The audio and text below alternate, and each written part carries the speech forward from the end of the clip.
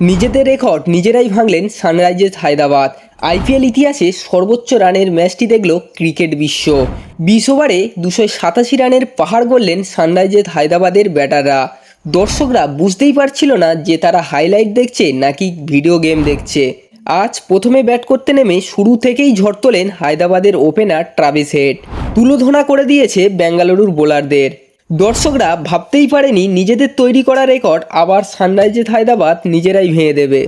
যে রানটি অনেক দল 50 ওভার ম্যাচেও করতে পারে না, দুর্দান্ত একটা রেকর্ড করে দিলেন হায়দ্রাবাদের ব্যাটাররা। যে রেকর্ড ভাঙাটা সবচেয়ে কঠিন একটা ব্যাপার। সোমবারে চিন্নাস্বামী স্টেডিয়াম সাক্ষী থাকলো হেড ও ক্লাসেনের ব্যাটিংয়ের ঝড়ে। একজন 39 বলে হাঁকালেন 100 রান, তো আরেকজন করলেন হাফ সেঞ্চুরি। তো বন্ধুরা, সানরাইজার্স হায়দ্রাবাদ বনাম বেঙ্গালুরু ম্যাচটি আপনাদের কেমন লাগলো অবশ্যই কিন্তু কমেন্ট করে জানাবেন। ভিডিওটি ভালো লাগলে একটা লাইক করে দেবেন এবং এই ধরনের ক্রিকেটিং নিউজ প্রতিদিন পাওয়ার জন্য চ্যানেলটিকে অবশ্যই সাবস্ক্রাইব করে দেবেন।